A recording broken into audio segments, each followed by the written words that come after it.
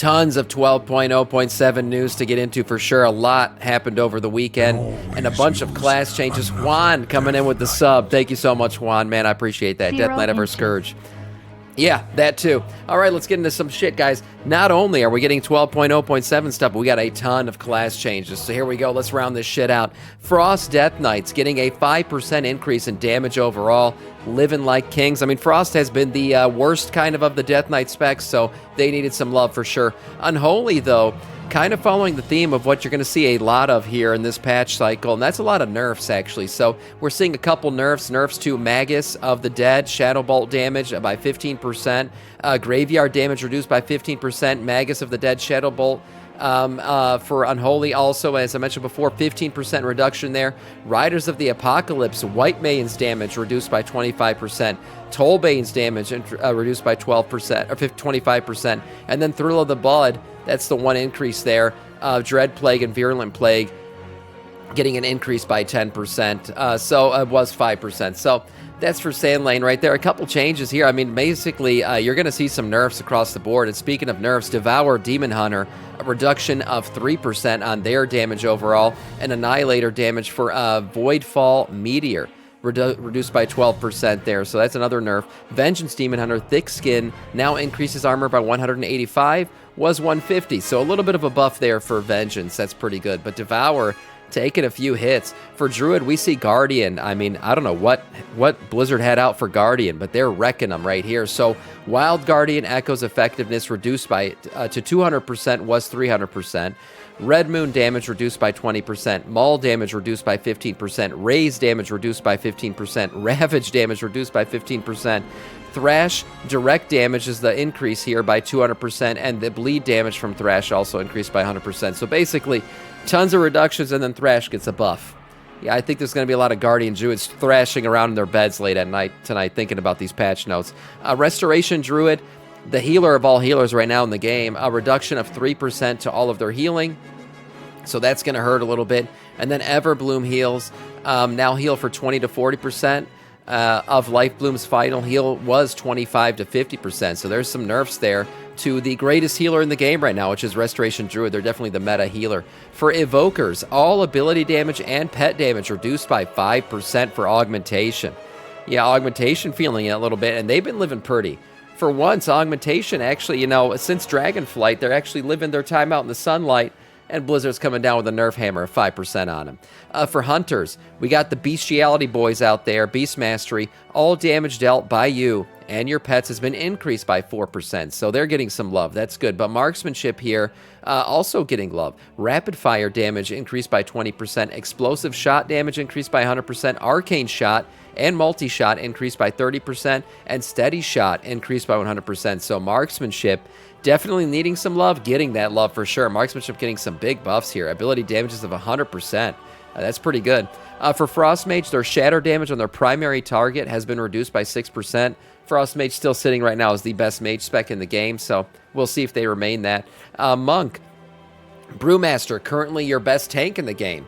Let's see what's happening with them. High tolerance refunds, 2 to 4 seconds of Purifying Brews cooldown when cast at elevated stagger was 3 to 6 seconds. So there you go with that one. And then Zen State increased stagger effectiveness by 15%. Based on missing health was 20%. So a bit of a nerf there to Brewmaster. They're probably still going to be the meta tank. They're just by far and away the best tank in the game right now. For Paladin, Holy Paladin's getting some love. Eternal Flame Healing increased by 15%. Ward of Glory increased by 15%. And Light of Dawn increased by 15%. So some buffs there. And Protection Paladin also getting an increase here. Their based armor has been increased by 10%. For Priest, we see Discipline. Atonement damage transfer has been increased by 30%, was 28%, and Atonement healing now decays more rapidly beyond 5 targets, so wrecking some AoE there for them.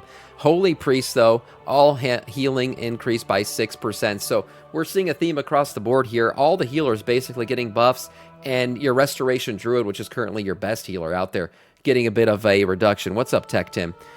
For Rogues, let's see what's happening with them. Outlaw Rogue, All damage increased by 5%. Nice. And then some changes to their cloud cover spells here. So good stuff for the Outlaw Rogue. A nice increase in damage, which they needed. And Sub Titty also getting an increase of 7%. And their cloud coverage as well, getting some changes here. So Outlaw getting, and Sub Titty getting some love here. Rogues needed some buffs, and it looks like they're getting the buffs that they actually needed.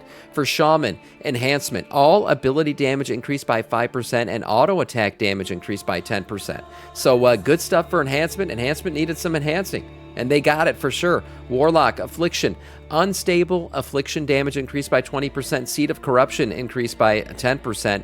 Corruption damage increased by 20%. And Agony damage increased by 10%. So Affliction getting a ton of buffs here. And then finally, let's round it out with some warrior stuff here. Arms Warrior. Execute damage increased by 20%. Overpower damage increased by 20%. Slayer strike damage increased by 40%. And Slayer Reap the Storm damage increased by 30%. Nice buffs for arms for sure. Let's see if the furries got their love too. That's right. All damage for Fury Warriors increased by 5%. Execute increased by 20%. Raging Blowjob increased by 20%. Slayer increased by Slaying Strike here. Damage increased by 40%. And then for Slayer, Reap the Storm increased by 30%. And for Mountain Thane, Ground Current damage increased by 50%. So all of those abilities getting tons of increases. I may have said one of those ability names wrong, but I think we'll just let it roll. Protection here, finally. Execute damage increased by 20%. Mountain Thane Thunder Blast damage increased by 30%. And then Mountain Thane, we got Ground Current damage increased by 50%. So Protection Warrior also getting some love here. Yeah, all the Warrior specs getting love, which they needed, honestly. And then Protection, I think we're seeing some anti-meta stuff here. Obviously, Brewmaster seemed to be the only tank getting some reductions, while all the other tank specs are getting some love. And then for healing, we saw, as I said, Restoration Druid getting some reductions, but all the other healing specs getting some love. So some anti-meta stuff going on here for sure, but lots of changes coming in as we push forward in these patches. Another nerf here happening, but it's not to a class, it's to a boss. That's right, Mythic Illyria, Crown of the Cosmos. Tons of nerfs to tons of her abilities. We're talking about 10 to 15% damage reductions, or I should say 5 to 10% damage reductions to tons of stuff for Illyria, and overall 5% reduction in her health on Mythic. So if you're progressing her on Mythic, she should be a little bit easier going forward. And now, let's get into 12.0.7 stuff, because there's a lot of shit to get into here, guys. We're going to get into all the zones, some of the crazy stuff happening, and one thing that we didn't know was coming in 12.0.7, but yeah, this could be a game changer for sure. So let's talk about this stuff. We got the Sporefall raid map. It's a single boss raid, so not expecting anything huge here. Looks like we enter from here, kind of go down. Looks like the boss fight is going to happen in this room. For the Blinding Bloom ritual site, that's right, we're getting another ritual site. Blizzard building on the current thing that they're adding to the game, which was ritual sites. Yeah, another ritual site map. I think ritual sites are fun, and they've been a nice add to the game. For Void Portal Val map, so this is one of the new zones that we're getting, right? You go through these new Void Portals. They're taking us to 2 different zones. We got Val, and the other one's Nai Hatal or something like that. So this is the Val one. This is the icy one. We got a Void Acropolis here. Looks like some different caves and stuff that we'll be venturing into. A lot of probably bosses and stuff, world quests to do out here. So that's that first zone. We got some sub-zones as well. As I mentioned, there's a bunch of caves on this map if you noticed them. So these are probably maps of all the different caves in this zone as well. And then we got a Void Portal to, this is the other one, Nai Hatal. This is the other zone that we'll be seeing. This one's kind of got more of a spory, voidy vibe to it. So a different feel, obviously, than the frosty one that we just saw. Interesting. So this is looks like a watery one. Yeah, it looks like a much more, almost kind of got a Naga theme to it, right? That's the kind of vibe I'm getting from this one. But definitely more watery here. Looks like a lot of water laying around. There's no labels on this one, but some interesting structures on this map for sure. So we'll see what these are. Also, we got a sub-zone for this one as well. And then a Magister's Library. This is a bonus map here. Not sure what's going on in the Magister's Library in Silvermoon, but I guess it's going to become relevant because, yeah, this one's interesting. There's a map here for it. Not sure why, but we'll see. There must be some quests or something that lead us into this. So we'll see what ends up happening with that one. As we continue forward talking about these zones, we got new loading screens and stuff too.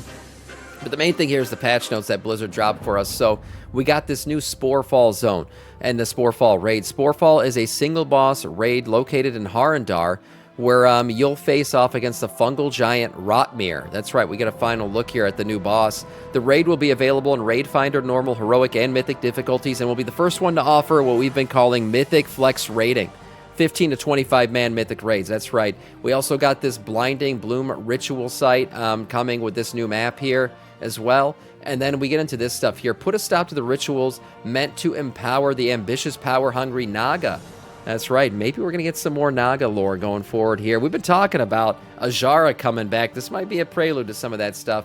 And the Twilight's Blade cultists at a small 1 to 5 player instance. As you take on greater challenges, you'll be able to receive greater rewards. This is a typical ritual site thing here. So we got the challenges and everything you unlock as well. And then we got these two images here of the 2 void portals. Right, the one that's going to take us to Val and Naigatal.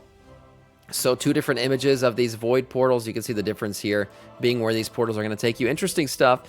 2 new zones at a 0.7 patch. That's pretty good. And then here, get ready for a showdown. Facing the forces of the void in a void assault and ritual site isn't enough to stop their machinations. To cut the threat off at its source, you'll need to hunt down the leaders behind the brutal attacks on Azeroth. Track them through the portals in Voidstorm, leading to these 2 new locations. So there's going to be, I'm guessing, world bosses, world quests to do here. These zones are supposed to be feature-rich zones, so we'll see what that means. But definitely going to be a lot of stuff going on in these 2 new zones here that we're going to get. So cool stuff. Additional loot will be granted to us the first time you kill the Sporefall boss. That's right. It looks like there's a quest that we're going to accept the first time we kill this Sporefall boss. And this quest is going to, in fact, give us a Void Twisted Spore bit, which is going to lead to another Nebulous Void Core. So you'll get an extra additional piece of loot here. Not sure if you have to have completed the Void Forge to get this, probably to at least convert it to the Void Core. So make sure you guys have done that if you haven't already. I don't know who the hell hasn't completed the Void Core yet. Come on, start playing the game a little bit. But yeah, another little piece of bonus loot that you'll be able to get. The kind of shitty thing here is that it only gives you 1, and for a raid, you actually need 2 Void Cores. But it's fine. I'm not going to complain, I guess. You know, it's an extra at least roll on a Dungeon Delve, Nightmare Prey system, or a Mythic Plus dungeon. So that's for sure. And if you want to combine it with, you know, some of your coins, right, use some of those puzzling box coins or whatever from your vault, you'll be able to get another Spore thing. And then, hey, roll an extra bonus loot for your Nebulous Void Core again. So that's good. Moving on to some other stuff. This one's the big one I think that nobody was expecting. Guys, we could be getting Heroic World Tier. That's right. If you played through Legion Remix, you know about these Heroic World Tier. It was basically a way to turn up the level on all the outdoor content in the game for yourself, making everything a bit more difficult, turning up the loot as well. So this was an interesting thing. A lot of people said they liked it, and they said they wish that they brought this to the retail version of the game. Well, it looks like 12.0.7 might bring that. We could be getting Heroic World Tier, and not only that, a Mythic difficulty world tier. That's right. So people are dynamiting this stuff. They're finding it out through multiple achievements and quests and stuff that could be hinting at this. The Mythic world tier, interestingly enough, yeah, there's 2 global strings and achievements related to Mythic world tier content. So this is interesting stuff here. During Shadowlands, as I said before, Heroic World Tier was used to increase the stakes and chase glory. In addition to these Heroic World Tier achievements, we've also mentioned Mythic World Tier could be coming and unlocked later on. So yeah, higher difficulty outdoor world content could be a thing. I'm guessing you turn up the stakes here, you're also adding to your vault and what you could be getting from there, from all that stuff. All Remix all the time. This is the good thing about Remix. Yeah, I agree, Banshee. Is basically they get to test out some of this shit on a, you know, temporary version of the game. And if people really like the stuff, they can add it to the real version of the game. So we'll see how this stuff ends up playing out. But yeah, I think a lot of people enjoyed the World Tier stuff, and they think it's going to be, you know, more fun. World quests that can award better gear. Arcanimus, yeah, I think that's what we'd want out of Heroic or Mythic World Tier for sure, is world quests that are still relevant, right? A lot of us kind of outgear world quests pretty quickly in the game, but if you have a World Tier version of the game, well, then you can up the rewards and the ante when it comes to world quests. So definitely an interesting one here. We'll have to keep a watch on what this Heroic and Mythic World Tier end up looking like. And then we got items, guys. Obviously, new patch, new weapons, new armors, new everything else. So let's get into some of this stuff that's dropping. First of all, one of the best looking two-handed swords I think I've seen in quite a while. The Shattered Frost Weapon. This thing is a two-hander. It's going to be something I absolutely have to have. No choice whatsoever. This is going to be mine, and I will change my entire transmog to fit this fucking weapon because, my God, this thing is glorious. So, yeah, look at it. It looks like a shop. I sure hope not. I hope not. The most mysterious weapon in 12.0.7 data mining, Shattered Blade, encompasses skull. And there's no word yet on where this thing comes from. I sure as shit hope it is not some kind of fucking thing like that. We also got the Midsummer Fire Festival coming up, so there's a bunch of items you're going to see related to that stuff. Hopefully not a store item. We got the Badlands weapons. That's right. These sets are a bit more rudimentary. We got a bunch of Badlands stuff, definitely giving you some different vibes here, more deserty looking weapons and stuff. We got some daggers as well, a one-handed mace with nice glowy boys at the top. The Jubilee weapons. These weapons are adorned with fireworks and stuff, probably, as I said, related to the Midsummer Fire Festival. So we got a bunch of rocket-related stuff. We saw that we're getting some rocket-related mounts as well, so lots of firework-related items coming in. We got these staves here, looking nice with all their sparklers and everything coming off of them. And then the pole arms as well. We got rocket pole arms. So looking good for all those survival hunters out there if you want to rock some pole arms with rockets on the end. So cool-looking weapons. This sword, I need this thing, man. This thing's freaking glorious. Also coming with the summer, we got some floral armor stuff. So 12.0.7. Probably this thing's probably dropping in early June. So yeah, the summer stuff will be right, rolling up. We see a bunch of flowers. Got some nice midriff there. The cape got the Legion Remix animations on these capes. So these capes are actually pretty nice. If you're into the flower shit, you're gonna be eating, looking, and feeling good. For sure with these things. Yeah, definitely got some nice glowy boy animations on these things. Flowers in World of Warcraft. I mean, these days it just goes hand in hand. I don't know what to say. More Badlands stuff here. We got some really cool looking cowboy armor sets as well, man. Look at that belt. Damn. Nice looking leather belt. I love the cape with the shoulders. Got the little poncho style thing going there. This is a cool looking set, honestly. The best looking cowboy-esque set we've had in the game in a long time. So nice Badlands looking armor. I like the Badlands theming a lot. And then finally, outside of World of Warcraft, if you're into Diablo, there's a crossover event going on. That's right. This one's kind of a store event plus some kind of other thing going on with free items available for 59 days during the crossover event. But basically what you got going on here is tier 2 armor sets and a completely new art style. That's what's cool about this. I'm not a big Diablo player, but I can appreciate some tier 2 armor sets redone. So here we go. We got some freaking beautiful one. Look at that Warlock set, the Warrior set. I'm sorry, right here. We got, obviously, the Judgment set looking fucking glorious in that. Man, this is probably what, like, freaking WoW would look like in 4K.